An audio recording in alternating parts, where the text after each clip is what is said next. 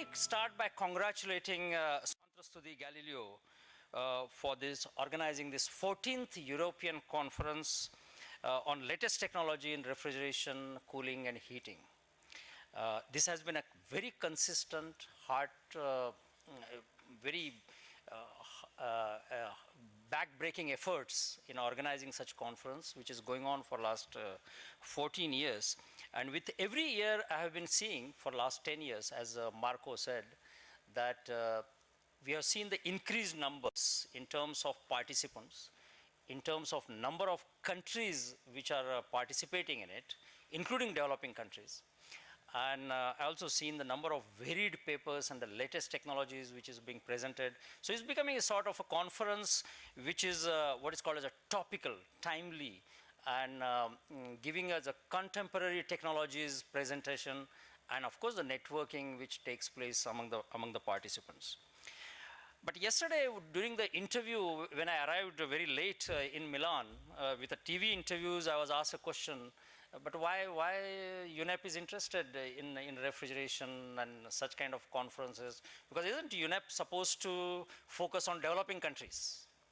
So why you are taking all the way trouble to come over here and talking to the European people? Because I think the work is required in the developing countries. And I told her that, look, the center of gravity now is, in terms of the numbers, is in the developing countries. But at the same time, there are certain messages need to be given to the developed countries in saying that what is this crossroad that we are standing. And it's very important that those messages of accountability and responsibility are given to the developed countries so that the developing countries don't do what is called as a copycat exercise and follow the path which developed countries have followed. I'm not talking about right from the Industrial Revolution, but I'm talking about last 10, 20 years in which they have tried to replace the CFCs and HCFCs, and what they have done, and what kind of illustrations and the examples that they have put forward. So the UNEP, what appreciates here is not the numbers of increasing papers being presented and the participants which Marco, Paolo and his father, their father Enrico is trying to do. But what we appreciate is the number of partners which are growing. And if you have seen the Millennium Development Goals, which was agreed by United Nations General Assembly in year 2000, which are targeted to get certain numbers by 2015 done, 4 years from now. The last goal, that is goal number 8, says that in order to achieve those 7 goals related to the poverty, environment and health have to be achieved through the partnerships. These are public-private partnerships. Those are important in order to achieve it. And I see that this kind of a conference and these BIONIs and with their partners are contributing in a small way to these partnerships. I have seen that here we have 8 universities, 7 institutional agencies, 3 international agencies, including International Institute of Refrigeration, UNEP, and TER Policy Center, the Presidency of Italian Council of Ministers, the Ministry of Environment, Foreign Affairs, Agriculture, Policies, Health. These are all partnering here, and they are watching this kind of conference and these kind of interactions and the debates, and what UNEP values that partnership. And we know that financial resources are not going to be easy to come, particularly in a crisis period. And it's very difficult to carry out what is called as a technology transfer mechanism. It's not something like the cucumbers coming from Spain and going to Germany. It is a technology transfer is a totally different phenomena. And it has to be done in a kind of a partnership. It is not something to be packaged in a wagon or packaged in a container and shipped over and let them do whatever they want to do, whether they get an E. coli in that or we don't care for this.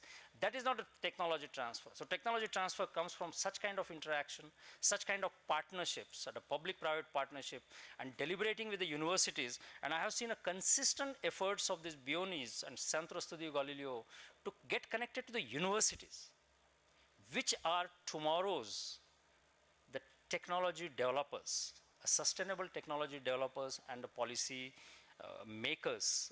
I'm not talking about policy makers in terms of parliaments and the governments, but making the policy relevant information available to these people. I'm also very glad to see here Louis Luca, after a long time, he has been a constant source of inspiration for us in refrigeration and air conditioning. I joined UNEP in Paris in 1992, and the first collaboration that we had with Louis Luca, that time he was a director of International Institute of Refrigeration, and that my director, Jacqueline Alwazi de Larderel from France, she introduced me to Louis Luca, and I was extremely surprised with my first encounter with Louis Luca. He was proposing a partnership with a strange bedfellows that is between France and US EPA, and getting UNEP as a third bedfellow to mingle with them. And that was on a chiller sector. That was in 1992. And he says that such partnership and developing a training manual for chillers in order to show not only the alternatives to CFCs but the energy efficiencies is going to be important for us. And we have to have this across Atlantic collaboration between France and US EPA to develop that, and UNEP should facilitate it. I mean, that was a sort of a good mentorship that Louis Luca provided to us, and I'm very happy to see, and I would like to particularly mention that here, that that was a starting point for a number of other partnerships and collaborations that came. I'm also happy to see Dr. Walid Shakrun, the director of region at large from ASHRAE here, and also I see Dr. Kavilani here, which represents universities, and Dr. Susan Rauf from Heriot-Watt, whom I have met just a few months back in Edinburgh University, and Heriot University and other places. Let me start by my general presentation. I tried to be a bit lighter because yesterday there were technical, my colleague Halvard Koppen gave me some feedback on what happened yesterday. And I know you were loaded with a lot of technical information, but very important ones. And I see that the subject is shifting to renewable energy and air conditioning, and you are going to the basics. I call it a back to basics, and I feel that is a very important shift that is taking place. But I want to be lighter on a Saturday morning here, and that's why you also see me in a bit lighter clothes and costumes, the Indian ones. But let me start by saying that just about a week back, we celebrated what is called as a WED, the World Environment Day. And the theme of that was the International Year of Forestry. That was 2011. And India, my country, was the host of that. You know, United Nations Environment Program every year selects one particular country to host an event. Of course, event is celebrated all over the world, but there is one key country which takes a lead, and this time India took a lead. And of course, our executive director was there in New Delhi and in Bangalore, which is the IT capital of India, and he planted trees in a sort of a deserted land or desert-looking land, and talked to the many people, and a lot of words which talks about Rio plus 20, which is coming in 2012, Millennium Development Goals, the sustainability, green economy, climate change. A lot of speeches were given by the ministers and my executive director and a number of people. So the press was full of that. But what I felt was 3 days after that, on 8th of June, when 5th of June WED was celebrated, on 8th of June, the real celebration took place on the roads of one of the cities very near to the Bangalore. And that was celebrated by very unusual members, and I want to show you that. The wild elephants from the forest, which was just bordering the town called Mysore, not far from Bangalore, the IT capital of India, they ran amok. They were wild. They came out of their forest and went into the cities, the Mysore city. And the people were extremely, and let's see what are their targets. See, we say that refrigeration industry has a target. By 2010, 1st January, we phase out CFC. By 2030, we phase out HCFC. 2040, the remaining part of small part of HCFC. Let's see what elephants had as targets. The target of elephant was a car,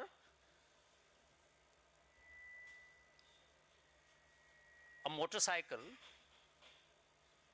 the buildings, which we call it a concrete jungle in that rising city of Bangalore and Mysore, which if you have visited, about 15 years back, that was one of the beautiful cities. Now it is a full of concrete jungle. And I think I got this wrong. And then ultimately the creator of all this, the cars and motorcycles, and that was a man. And I think this was a symbolic celebration of World Environment Day. There could not have been more vivid messages that the nature can give it to us.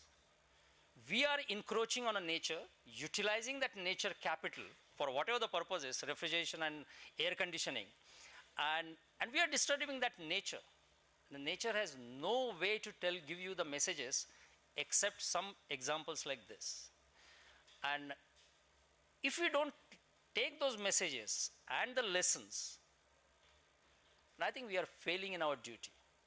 It's not those words given by United Nations Environment Program officers like me, which we keep on hearing on Saturday morning, but what happened on the roads in that city, the wild elephants, which had a very targeted, normally the elephants, if you have studied the elephants, they are most intelligent and they have high memories, and they like to attack the trees. They normally uproot the trees, if you have seen in the history of elephants.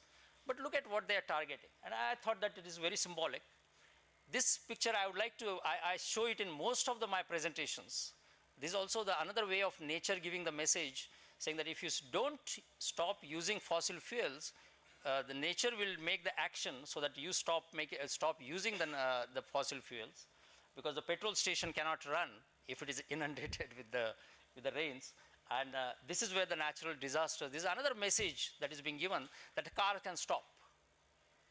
We cannot stop the cars. It's impossible to imagine in France, Italy, or even in New Delhi and Beijing to stop the cars now.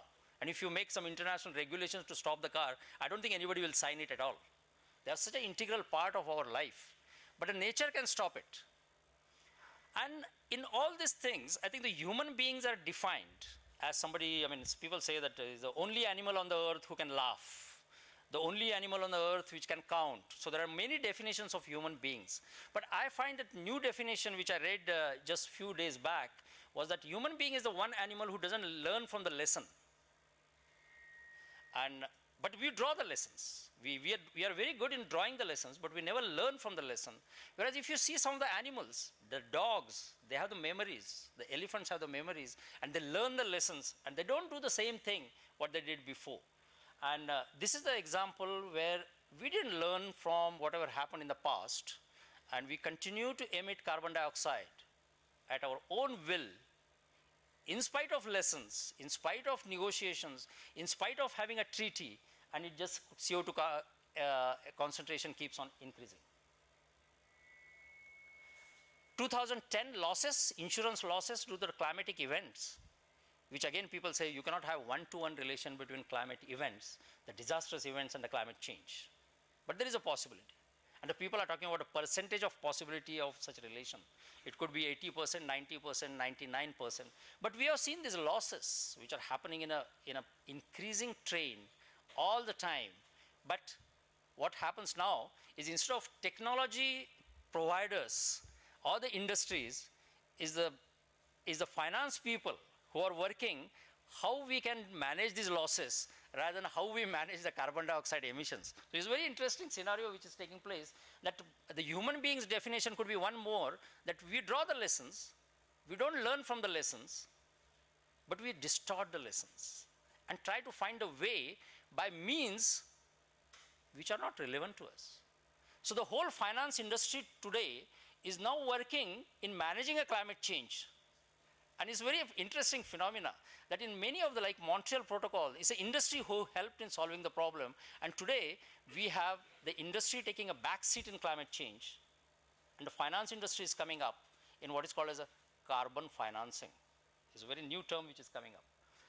But we had an example of Montreal Protocol, which I don't have to go in detail because I'm sure you people know it.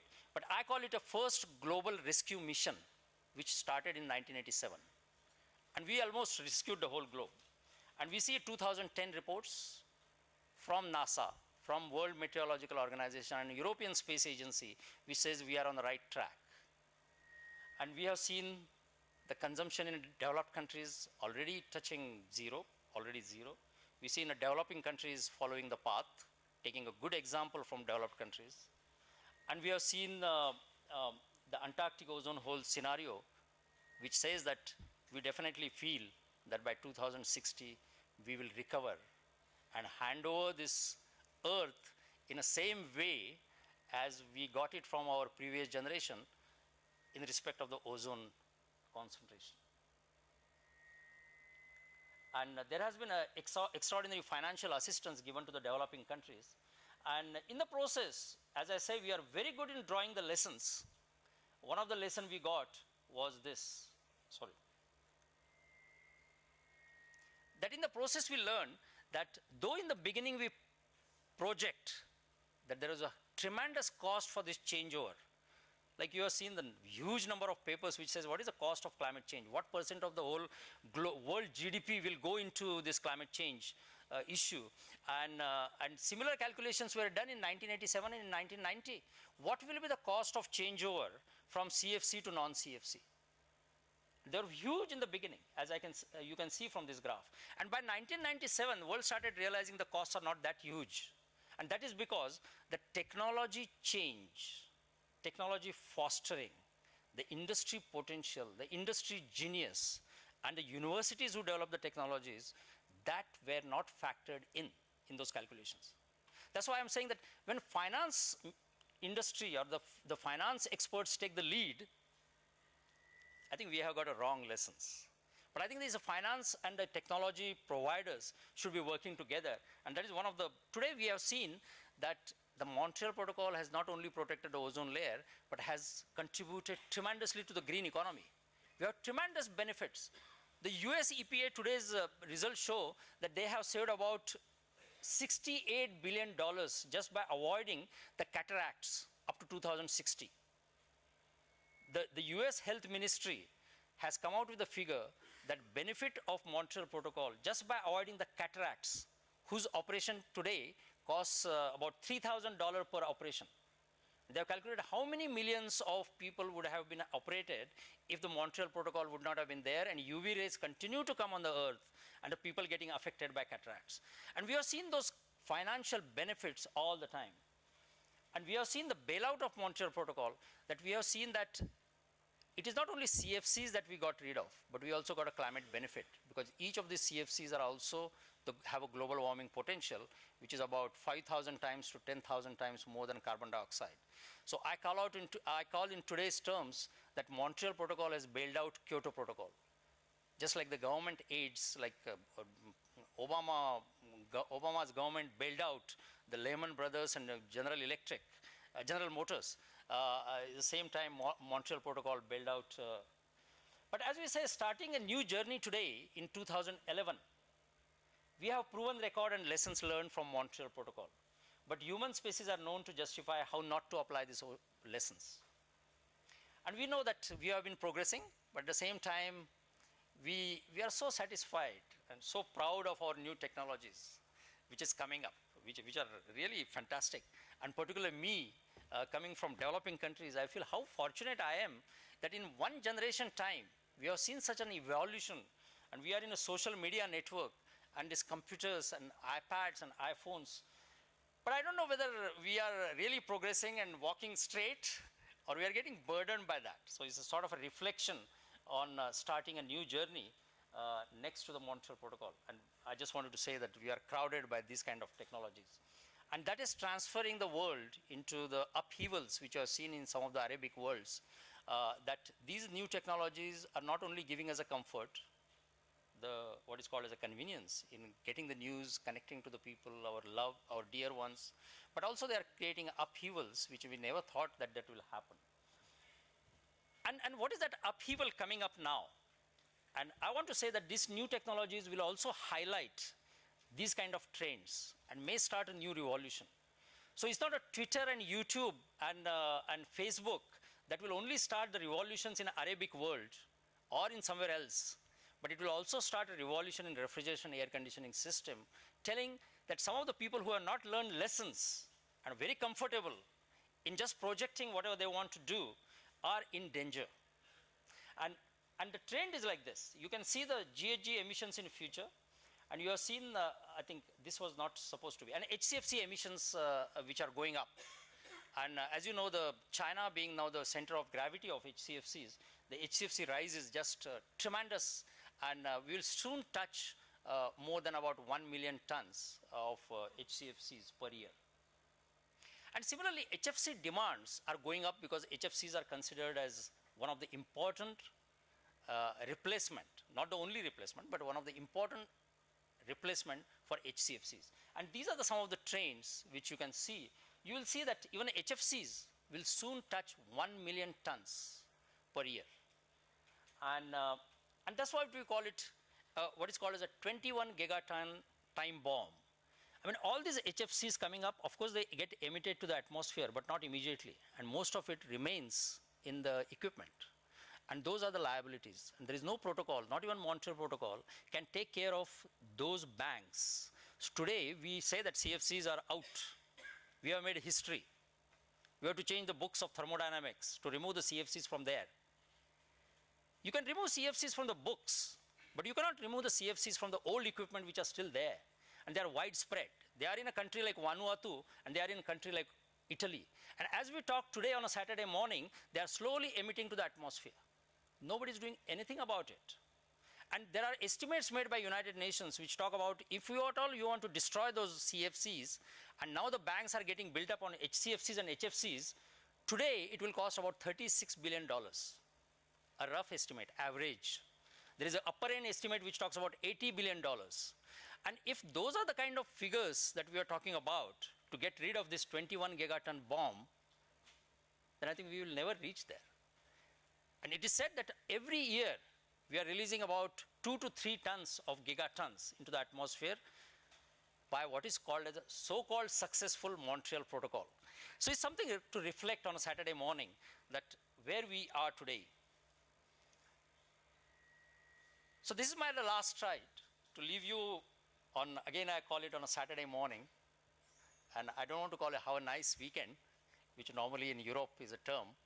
In a developing country, there is no term. When you come on a Saturday, we say, oh, Sunday, what we are supposed to do? And when it comes to Friday evening, everybody in Europe start talking, oh, have a nice weekend.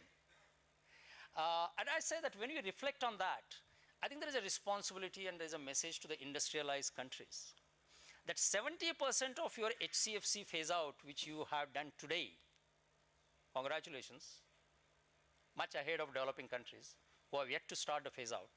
You deserve the credit. But reflect that 70% of that phase out has taken place by using HFCs, which I'm sure no one in this room will contradict that one day that will be phased out. Is there any, I'm talking about the HFCs, mainly the high GWP HFCs. And I'm sure if that is the case, this is another example how we don't learn from the lessons. We draw the lessons, but we don't learn. We continue to make the same mistakes. That 70% has happened by use of HFCs, and this is the example for the developing countries. So industry has a responsibility and accountability in the developed countries to go and explain to developing countries under what circumstances you use that HFCs, nearly 70%. And do we have the ethics and moral rights to tell developing countries, oh, don't use HFCs. They're harmful. And developing countries have now progressed so fast. They are not naive to believe your message because they know very well that you did the same thing. And I think you have to lead by the examples. So that's my last slide, which will say that such messages will start going around through the social media network. And if you are feeling that, oh, we can keep on doing whatever we want to do, and let developing countries do whatever they want to do, there are tweets. Thank you.